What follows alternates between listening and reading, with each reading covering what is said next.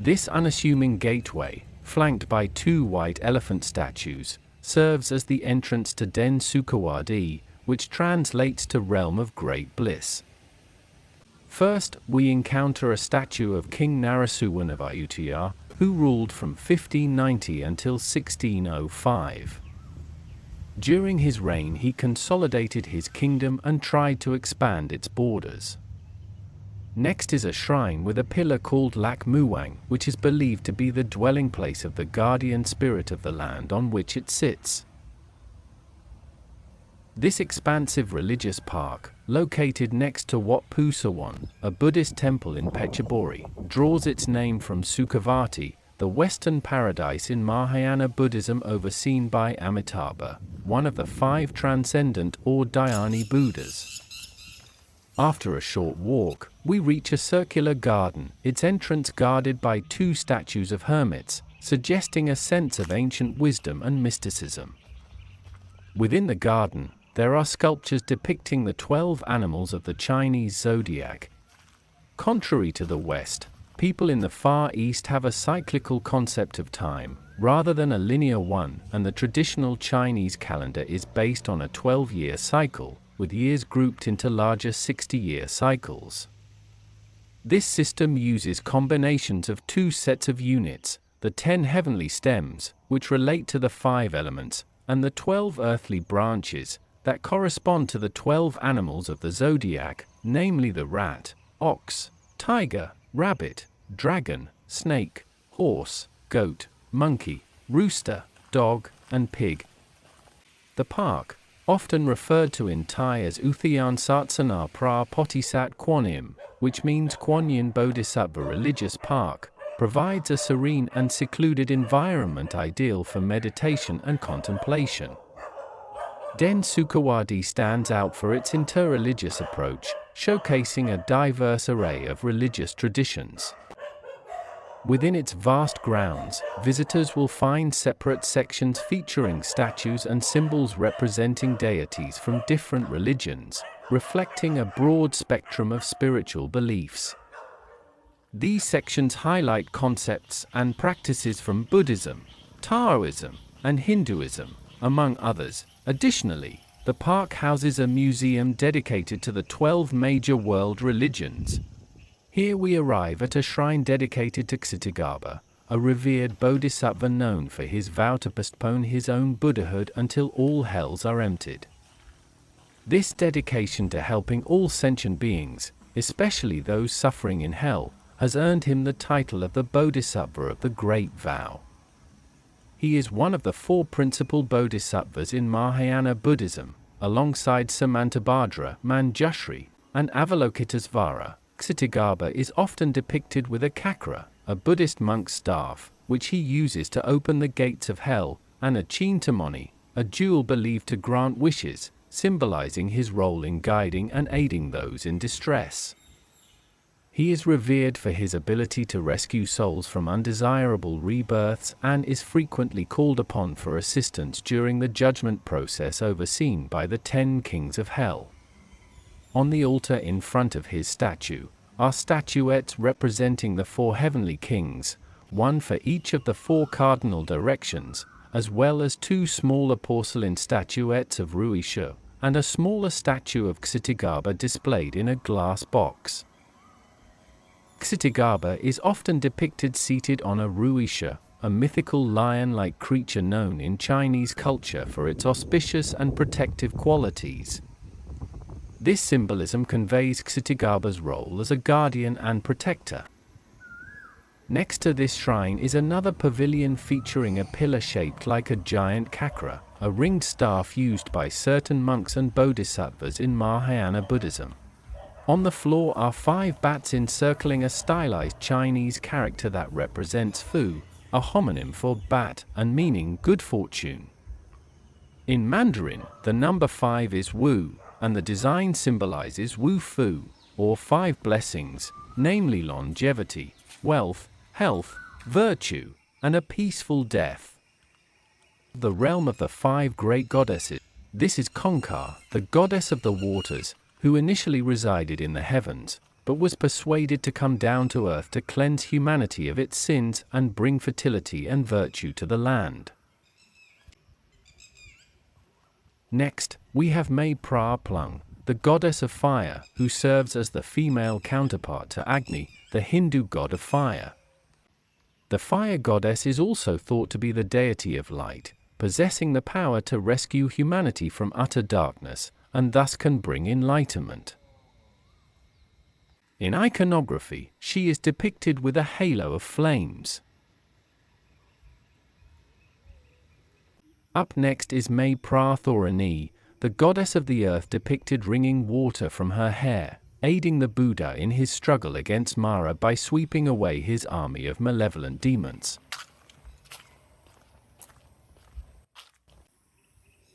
Po Sop, also known as Kwan Cow, is the Thai goddess of rice, believed to reside within rice plants.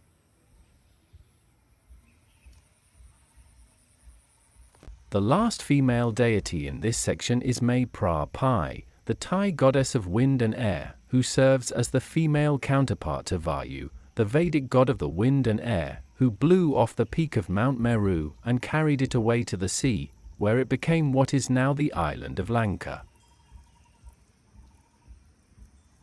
The following section of the park is dedicated to Kuan Yin, the Chinese goddess of mercy, depicted here with her child acolytes, Jade Girl and Golden Boy, with in front of them a statue of Neshar. Adjacent is a freestanding statue of Wei Tor, holding his sword-like Vajra staff. This general Bodhisattva is the protector of the Dharma and the Sangha against disturbances by Mara. In Taoist temples, his statue is typically positioned to overlook the temple's courtyard and its main structures. Inside the octagonal hall stands a large wooden statue of 1,000 hands Kuan Yin, depicted with multiple arms and hands organized in a circle around her body. As the female form of Avalokitesvara, she is likewise depicted wearing the portrait of Amitabha in her headdress. According to legend, Kuan Yin was born a princess, the daughter of a Chinese emperor who wasn't a Buddhist and became enraged when his daughter embraced Buddhism. Before she was to be married, the princess released several prisoners who had been tortured and fled the palace, with many oppressed people following her. As her father pursued them, a magical bridge suddenly appeared, allowing the princess and her followers to escape. Not long after, her father fell gravely ill, and the doctor said the only cure would require the arms and eyes of a virgin. To save her father, the princess selflessly offered to sacrifice herself, which ultimately cured him. Her readiness to help those in distress led people to revere her as the goddess of mercy. Red is a significant color in Chinese culture, symbolizing luck, happiness, and prosperity. Kuan Yin has many mounts, which can include any of the 12 animals from the Chinese zodiac, with the dragon being a common example, as seen here.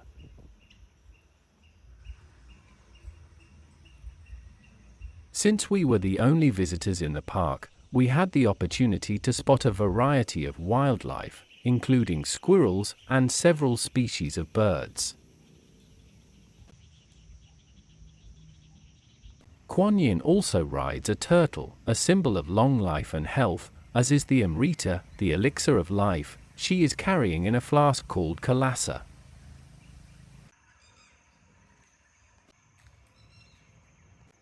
Other mounts attributed to Kuan Yin include a peacock, a stag, and a giant koi carp, typically depicted with the head of a dragon, which has the power to subdue demons and other malicious beings. A 9 dragons wall is an architectural feature in Chinese culture that showcases 9 intricately carved dragons depicted in various colors on a large-scale decorative wall. These walls are a common sight in ancient Chinese gardens, serving as symbolic representations of power, authority, and divine protection.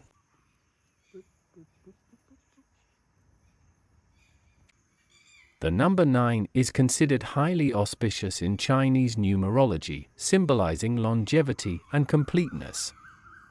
9 is a unique number, as the Chinese character for the 9 resembles that of power, force, and strength, namely Li, whilst its pronunciation, Ju, is a homophone for the word long-lasting, and with the auspicious dragon itself being a symbol of power and strength, the 9 dragons combined represent the pinnacle of everlasting power and strength. Because ancient beliefs suggest that spirits move in straight lines, traditional Chinese roofs feature upward curving eaves to ward off evil spirits, as these curves prevent spirits from landing on the building.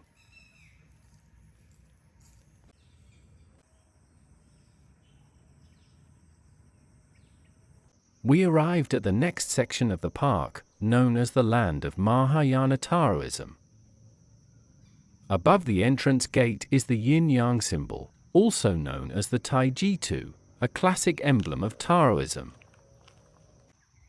This statue represents Ji Gong, the kind-hearted Buddhist monk and Luohan, who is typically depicted in monastic robes with a calabash and a leaf-shaped fan, which is believed to be magical. Although he had a kind-hearted and obliging character, he was expelled from his monastery for breaking the rules of the Vinaya by eating meat and drinking wine. This is the Buddhist monk Bodhidharma, depicted carrying a stick with a single shoe slung over his shoulder. This portrayal refers to a famous legend about his reappearance to an ambassador of the Northern Wei dynasty 3 years after his death. The story goes that, after this encounter, his grave was exhumed and was found to contain only a single shoe, suggesting that he had transcended physical death. Taishong Lao Jun was born in China over 4,000 years ago. Because he was in his mother's womb for many years, he was born with white hair. He is the chief sage of the Taoist faith and is also credited with inventing the yin-yang symbol. He is the deified form of Lao Tzu, the founder of Taoism, seen here seated on a bamboo throne, facing Confucius, who is standing in front of him holding a jade tablet. It depicts the claim that Lao Tzu was a contemporary of Confucius and worked as keeper of the archives in the imperial library of the royal court of the Zhou dynasty, where he supposedly met with Confucius, though modern scholars place him centuries later. The yin-yang symbol consists of a circle divided into 2 halves by a curved line, creating 2 swirling sections, one black and one white. Within each section, there is a dot of the opposite color, a white dot in the black half, and a black dot in the white half. The design represents the concept of duality, illustrating the complementary and interconnected nature of opposites in Taoist philosophy. Yin symbolizes attributes such as darkness, femininity, coldness, and receptivity.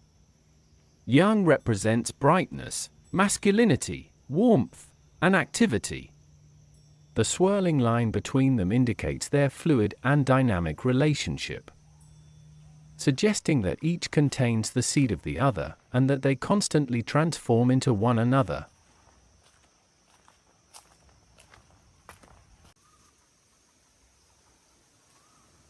Tai Bai Jin Xing, also known as the star god Venus, is a deity in Taoism associated with the planet Venus.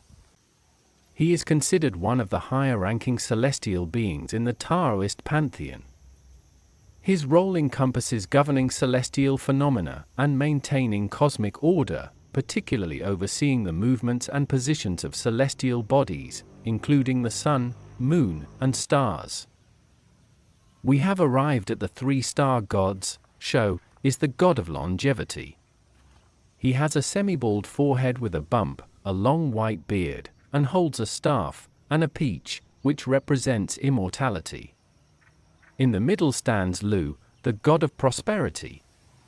He wears a scholar's robe and the winged Wu Shomao hat of a high-ranking mandarin, as well as a Rui scepter, which aligns with his connection to success. Fu or Hok is the god of blessings and good fortune. He has a smiling face and a child in his arms, and wears traditional robes and a crown-like hat called Yishan Guan. We follow the path, and as we cross a boat-shaped bridge to reach the next cluster of Taoist deities, we reflect on its significance in Taoism, where boats often represent the journey through different phases of life and beyond, such as the journey of the soul and transitions from one state to another, much like the immortal beings in Taoist lore who use boats to travel between the earthly and celestial realms. Here, we find a statue of Guan Yu, the general who was renowned for his ferocity in battle as well as for his virtue and loyalty. Yet, the centerpiece is the Jade Emperor, dressed in imperial robes and a Mian-style ritual headdress. He holds a Rui scepter and sits on a large throne decorated with golden dragons. He is the most significant god in the Taoist pantheon, ruling over heaven and earth, much like ancient Chinese emperors ruled their realm. In ancient China, emperor meant son of heaven, a title indicating divine selection to lead. Cai Xinye is the Chinese warrior god of wealth. He has a dark complexion and rides a ferocious tiger that devours all evil. He is aggressive, and his appearance is intended to help worshippers with debt collection or debt resolution by instilling fear in those who might be tempted to cheat. This gate to the garden with wealth gods displays Chinese characters meaning prosperity brings family harmony. The calabash on top also symbolizes wealth because its shape resembles the number 8, which is considered the luckiest number in China. The word for 8 sounds like ba, meaning to long for or to wish, and resembles fa, which suggests making a lot of money. The number 8's looped form also resembles the infinity symbol, indicating perpetuity and longevity. Historically, the calabash was used by physicians to carry medicine, tying it to healing and well-being. Guanyin seated on a stag is believed to symbolize a fusion of Buddhist themes of compassion, gentleness, and tranquility, along with Chinese cultural symbolism of harmony and nature. Monkey King, with his magical staff and golden headband. Deer in Buddhism are also linked to the first sermon of Sakyamuni Buddha, which was delivered in a deer park in Sarnath. Another key symbol in Taoism is the trigram, where the arrangement of a set of 3 lines, either broken or solid, reflects the balance and interaction of yin and yang, typically depicted at its center.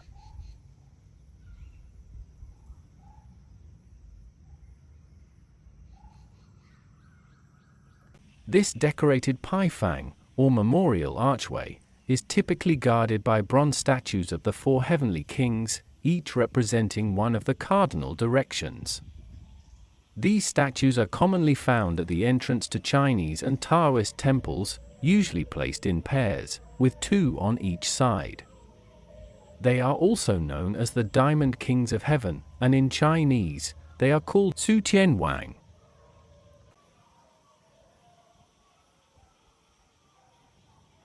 The road behind the entrance gate, leading to what could be considered the center of the park, is lined with statues of the 8 immortals, with 4 on each side. In the background, there are several other statues, which we will explore later.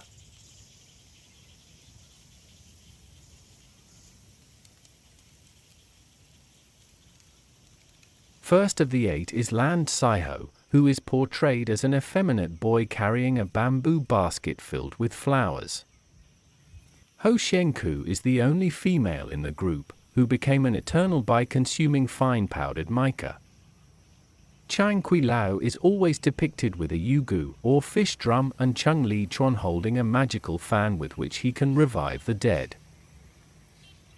Li Ti Kwai is portrayed with a crutch that is often accompanied by a calabash, while Sao Kuchu holds a pair of castanet-like jade tablets that are said to have the power to purify the environment. Lu Tongpin holds a yak-tail fly whisk and bears a magic sword on his back. Han Xiong Tzu is usually referred to as the philosopher Han Xiong. He may also be portrayed with his magical flute that has the ability to give life and produce music that can make flowers bloom in the twinkling of an eye and soothe wild animals. At the back end of the road, there is a statue of a three-legged frog, called Chanchu or moon toad. Nicknamed the lucky money toad, it is typically portrayed sitting on a pile of traditional Chinese coins. It is believed to attract fortune, and to activate its power, it's common practice to place a coin in its mouth. To its left is a statue of Milapho, the god of happiness and wealth, who is also known as the Happy Buddha.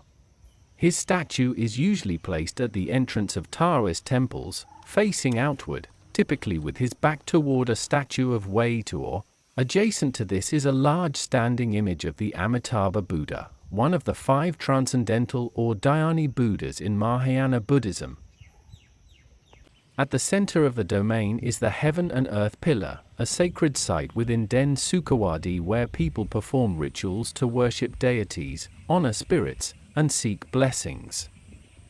Ancient Chinese emperors used to build similar structures to pray for good harvests and the prosperity of their people, as can still be observed at the Temple of Heaven in Beijing. Rituals here are believed to bring good health, peace, and fortune. Annual ceremonies occur on key dates, often related to Mahayana Buddhism. In Taoism, Tao is the comprehensive ultimate and primordial principle. Objective for its adherents is to become one with the Tao by comprehending the universal law that everything returns to its source. It has been described as a square circle, a sound that can't be heard, and an image without form. It is everything and nothing, and although it is nowhere, it can be seen without looking for it. In Buddhism, the primary goal for adherents is to achieve nirvana, liberation from the cycle of suffering, rebirth, and karma, while in Hinduism the central aim of followers is to attain moksha, the state of liberation from samsara, the continuous cycle of birth, death, and rebirth. While moksha emphasizes the union with the divine or ultimate reality, nirvana in Buddhism is often described as the extinguishing of the fires of greed, hatred, and delusion, leading to a state of perfect peace, wisdom, and liberation. Finally, we arrive at the land of Hindu Brahmanism, a section of the park dedicated to the principal deities of the Hindu religion. We come across an altar with statues of Shiva, Ganesha, Hanuman, Lakshmi crowned by Sheshnaga, and an Asura.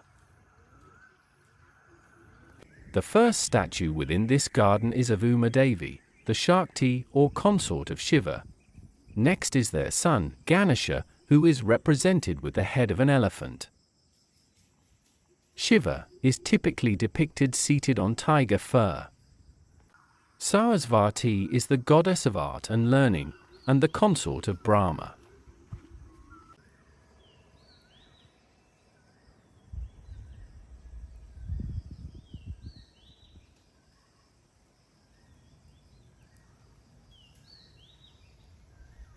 Brahma, the Puranic creator god, is typically depicted with 4 heads and multiple arms.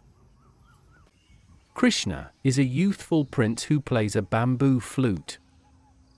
Lakshmi, the goddess of beauty and fortune, is seated on a lotus flower.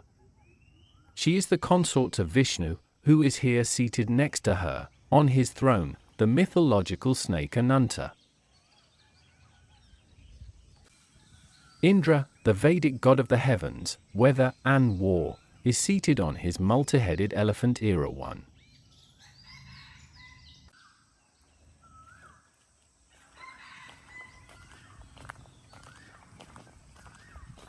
The hill hosts some of the most significant deities in Hinduism. As we descend, we'll encounter depictions of several lesser deities. This is Hanuman, the albino half-god warrior monkey who assisted Rama in his battle against Ravana in the Indian epic Ramayana. Next is Vishvakarma or Vitsanukam, the divine architect of the universe and the presiding deity of all craftsmen and architects, whose name is mentioned at the end of the full official name for Bangkok.